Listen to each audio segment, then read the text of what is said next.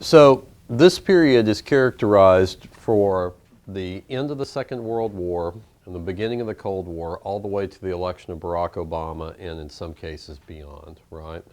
And for us, we probably won't spend a lot of time post-2008 immediately, but in the week after the AP exam, we'll probably spend a lot of time talking about current events, okay? So the first section that we have is the post-war world from the end of the Second World War to the beginning of the Kennedy administration. And then we'll talk about the 60s, which is the beginning of the Kennedy administration to the election of Nixon in 1968. Okay? So first of all, first category, America and the world. This is essentially foreign policy. Okay? And foreign policy from 1945 to 1960 is really, for us, dedicated to the first phase of the Cold War. What do we mean by that? Well, the policies that the United States will adhere to throughout the Cold War are actually introduced in this first phase, okay? And we'll go through some of those in a moment. The other thing that we see during this period in the Cold War are the proxy wars, wars around the globe that the United States becomes involved in stopping the spread or influence of communism, okay? So, in foreign policy, with the Cold War beginning, the United States is going to be involved in the following places. We'll be involved in Berlin. We'll execute an airlift that will bring supplies into this beleaguered city that is surrounded by the Soviets in 1948. And this becomes a public relations victory for the United States and its allies, right? Because during the Berlin airlift, essentially what we were doing is, to a city that was blockaded by the Soviets, what we're able to do is actually bring in all the necessities of life using an airlift to do so. And eventually after 11 months, after bringing in everything from food to the mail to medicine to toys, the Soviets lift that blockade in late 1948 after essentially an 11-month standoff. The Berlin airlift can safely be said to be the first victory in the Cold War for the Allies. However, in 1949, China is lost to communism. We had supported China during the Second World War. We'd funneled money to the nationalists in China who were fighting against the communists under Mao. But by October of 1949, China has become a communist country. That meant that the strategy of containment would then apply to Korea. When North Korea invades South Korea, then the United States, through a UN mandate, becomes involved in the Korean War. And the Korean War lasts for about 2.5 years, eventually ending in a stalemate with a US-backed regime in the South and a communist-backed regime in the North. The US also uses regime change in the following places, okay, during the 1950s. So you might want to write these down because not everything I'm going to go over is going to be on the board. What's up here is mainly an outline for things I'm going to talk about, but not everything's going to be here because I don't have the space to put everything that I'm going to say. So regime change occurs in the following places: Iran, Guatemala, and Lebanon. All three of these places we put in essentially dictators or puppet rulers who are favorable to U.S. interests, right? Now, in the case of Iran, it's going to come back and bite us in the butt in 1979, which we'll see in the next period during the Iranian hostage crisis, which you guys saw a little bit of today, or you've read a little bit about with the Carter administration, okay? In Guatemala, we end up propping up a dictatorship in Latin America. That's not exactly beneficial to the Guatemalan people or our interests as well. In Lebanon, we prop up a dictatorship that we ultimately have to deal with in the early 1980s during the Reagan years, right? Regime change has not been a successful strategy, bless you, for the United States. It wasn't during it or at any point during the Cold War and hasn't been since, okay? The crisis in Egypt in 1956, right? This is something we didn't spend a whole lot of time on in class. I think there was only maybe 1 or 2 lines in one of the readings that you had, okay? What happened in Egypt in 1956 was this. The Egyptian people want the Suez Canal back. The French and the British also want to have their interest in the Suez Canal restored. And they're willing to fight against the Egyptians' right to have their rights restored back to the Suez Canal. Why is the Suez Canal so important? Because oil flows from the Middle East and can be shipped through the Mediterranean back to Britain or France quite easily, right? And so the British and the French are willing to go to war, right, to get the Suez Canal back. Well, the Soviets back the Egyptians. The British and the French think that the Americans, right, are going to back them. Eisenhower pursues a neutral course. In fact, he backs the Soviets to an extent, right, because he says the United States is not going to be involved. And essentially, he tells the British and the French to back down in 1956. What does this mean? Well, it means that the United States has limits in terms of who we will support, even though they may be NATO allies in the Cold War. Okay? Also, our involvement in Vietnam begins in this first period, right? Remember, during the Second World War, the Vietnamese people were fighting using U.S. assistance against the Japanese. After World War II, the French want their colony back, right? And so the United States in 1950 begins assisting the French. Fortunately, the French are defeated in 1954, and Vietnam is divided into a northern communist regime and a southern democratic U.S.-backed regime. We install a puppet government under Ngo Dinh Diem in South Vietnam, and eventually, remember, his oppression of the Buddhist population there leads to instability and a civil war in South Vietnam. At the point at which this period ends in 1960, we're sending military advisors to Vietnam to prop up the Diem regime, right? It's not until the next period that we do what? Escalate our involvement into full-scale war, right, by 1965. Policies. Foreign policy plays a huge role in this first period, right?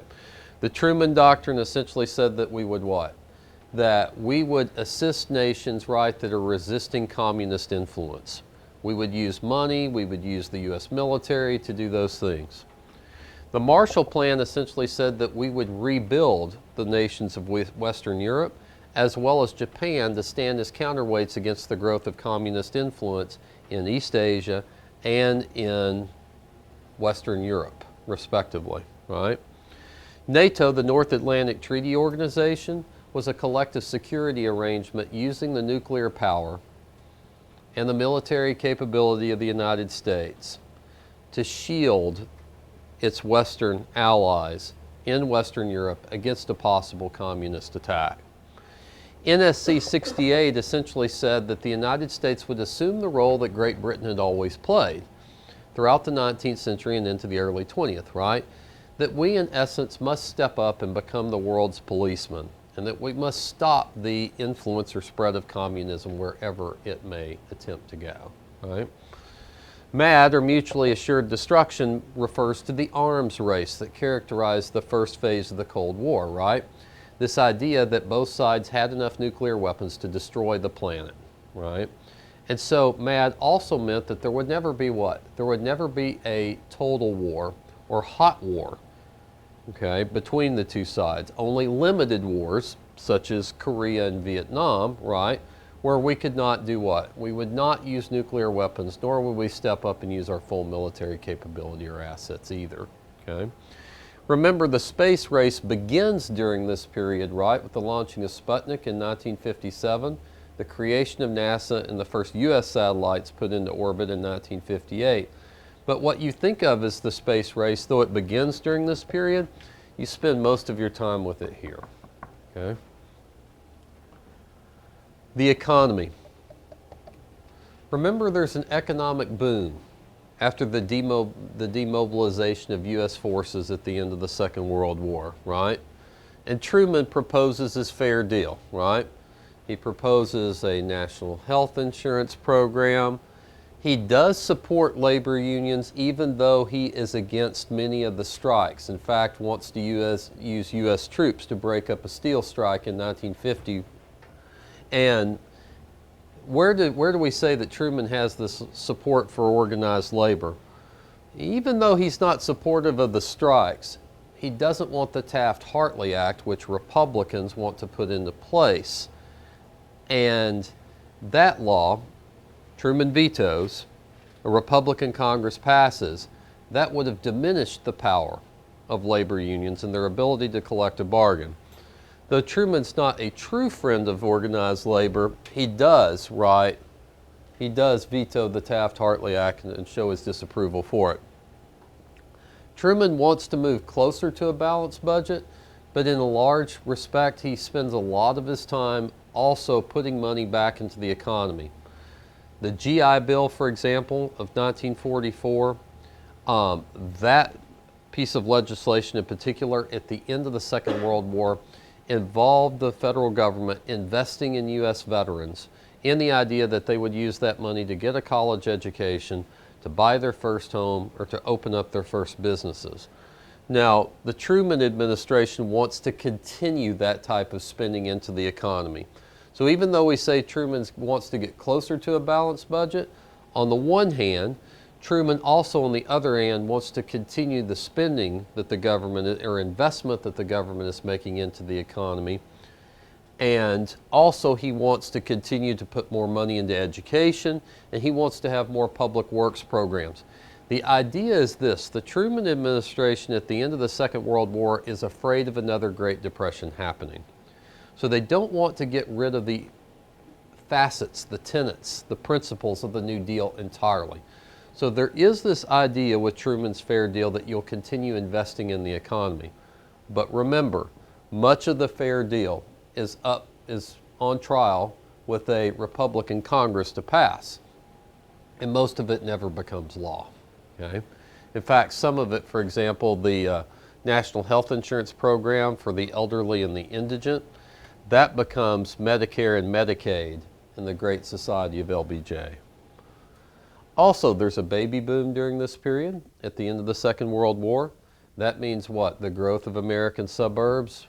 More schools are going to be built, more homes are going to be built, more hospitals are going to be built, more shopping centers are going to be built, and there's an interstate highway system that's built to connect America's major cities during the 1950s, beginning with the Interstate Highway Act of 1955. And we have to think, we have a consumer revolution that occurs again during the 1950s, just like what we had seen in the 1920s. And this, of course, begins with chain stores. Restaurants, hotels, department stores. If you shopped in America in the 1950s and you used the interstate highway system, you could go anywhere to buy all of your goods in any American city at the same store or eat at the same restaurant that you would find in your hometown. Okay? We also saw what with the economy? Tremendous suburban growth throughout this period from 1945 to 1960. It's safe to say, and I didn't write this up here, that there's less socioeconomic inequality during this period than in any other in American history up to this point in time. Why? Well, for two reasons. Number one, taxes were quite high on the wealthy in America during this period, right? The top rates were quite high as 90%, in some cases even more than that. Where did that tax money go? Well, it went into the interstate highway system, but it also went back into government programs, right, that were used for either A, public works on the one hand, such as that interstate highway system is one example, but it also went back, for example, into investing into returning American veterans into their higher education as well, and into programs to allow them to make it easier to buy a home or to start a business, right? So what we saw in the economy during this period, this first period after the end of the Cold War, after the end of the Second World War and in the beginning of the Cold War, we saw tremendous investment in the economy from the federal government. We saw a higher tax rate than what we had seen, right, with the exception of that period during the Second World War. And the other thing that we saw was tremendous economic growth during this period. Keep in mind with the Marshall Plan that some of that economic growth is also because we've opened up foreign markets during this period and we're rebuilding Western Europe and we're rebuilding the Japanese economy too. Okay? Technology during this period, automobiles, television, air conditioning changed the way of life for Americans.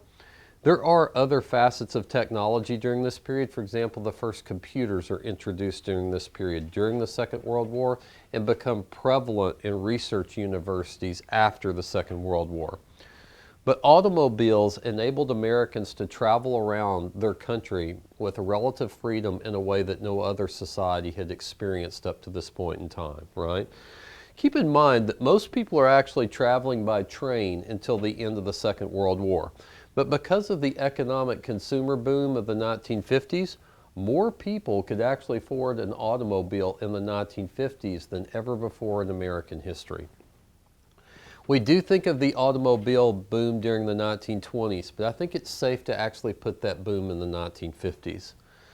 The other boom that we see is in the spread of television as a technology, right? Television enabled events to be covered live. Everything from sports to live on-air programming that was fictional, for example, such as situational comedies. We also saw the first television shows in some cases were variety shows. So in other words, what people heard on radio, now they could see live on television. So for the first time, people could watch professional sports, listen to musical groups, but they could also, of course, get the news in real time as well. And that's going to have a profound impact on American life, particularly as we step into the civil rights movement. It'll also have a profound impact on American politics as well. Air conditioning. Speaking of air conditioning coming on right now, right? That was a good segue. So air conditioning becomes, for the first time, available to the average household in the 1950s. Air conditioning was invented in the beginning of the 20th century, and the first air conditioning in American theaters appeared in the 1920s. What's the purpose of air conditioning and why is it so important by the 1950s? Well, because most Americans are beginning to move, as we will see in a moment, right, into the Sun Belt. So as Americans begin this process of moving into the South, as they begin moving into places like Arizona, California during this period in particular, air conditioning allowed suburban growth and people to live in places where they never could before because of the climate. Okay? Politics. During this first period, from 1945 to 1960 in the Cold War, in the 1948 election, we actually saw the Democratic Party split because Truman is the first president to actually begin the process of making steps forward in civil rights. Remember, it's Truman that actually desegregates the U.S. military, desegregates all federal agencies and public offices, and in 1948, which was an election year, he almost paid the price for that because some Southern Democrats in his party actually withdraw their support from him and create their own political movement under the leadership of the South Carolina Governor Strom Thurmond. There were also progressives who were against Truman in 1948. And those progressives, for example, included Henry Wallace, the Secretary of Labor during the Roosevelt administration, because they felt like that Truman was not going far enough in continuing the policies of the New Deal after the end of the Second World War. Okay? However, probably the most important political and social movement that occurs during this period is the rise of McCarthyism and the rise of conservatism during this period, right? Now we know what McCarthyism is about, right? McCarthyism essentially began what we think of as this Red Scare. This idea that there might be communists infiltrating American life, infiltrating the American government, infiltrating public education, infiltrating, infiltrating popular entertainment, as we say, right? And the fear was that communists were in positions of influence for young people across the United States during the 1950s. Now, McCarthy holds numerous hearings in the U.S. Senate. Another future political figure, Richard Nixon, holds the same hearings in the House with the House Un-American Activities Committee. Do they find some people like Alger Hiss, for example, who are guilty of being spies for the Soviet Union? Yes, they do. Are people like the Rosenbergs, for example, who give away secrets supposedly, right, for the development of the atomic bomb, are they discovered? Yes, and executed. Are there a large number of communists, as McCarthy is advertising to the American people, working in American public life? The answer to that seems to be no, right? The Venona papers that come out or released in the 1990s tell us that there were some communists, right, that were in the U.S. government and that were in certain sectors of American public life. But were they in the numbers that McCarthy had been preaching to the American public? The answer to that's no, right? The environment. As suburban growth occurred throughout the United States, remember, this took tremendous resources from the natural environment. As American industrial growth occurred throughout the 1950s after the end of the Second World War, one of the major issues, of course, became the pollution of the natural environment, right? It's safe to say that there's no big, sweeping environmentalist impulse or movement that occurs in this first period after the end of the Second World War. But it's safe to say that what's happening to the environment during this period does have a huge effect on beginning an environmentalist movement in the second period that we'll talk about, okay? Migration. I'm going to do society last, okay? There are a few trends that do occur after the Second World War in terms of where the American public is actually living and moving. First, there's the growth of the Sun Belt from 1940 to 1980. Remember, Southern politicians during the Second World War had actually tried to get defense industries moved into major southern cities. Well, this had two effects. The first was to pull people living in rural areas across southern states into those cities looking for work, right? The second thing that happened was that it pulled people from other parts of the United States that had been working in manufacturing industries, right, into these cities in the Sun Belt as well, right? We talked about this phenomena a little bit today, right? But what's the main driver for companies moving here other than the defense industries being here, right? Low corporate tax rates that are set in these southern states, right? And southern politicians getting these big contracts for the federal government to build everything from jet airplanes to, in the future in this period, even, for example, the building of the vehicles for the space program will actually be in major southern cities and southern industries during this period in the Sun Belt, okay?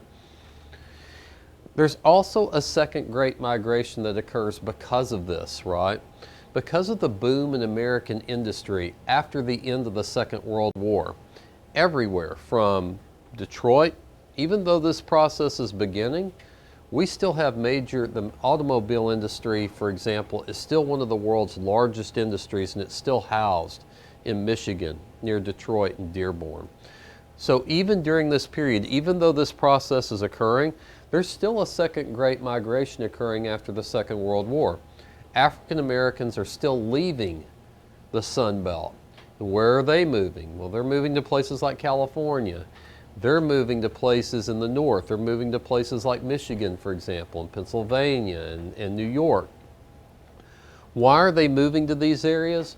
For the same reason that the first great migration had occurred.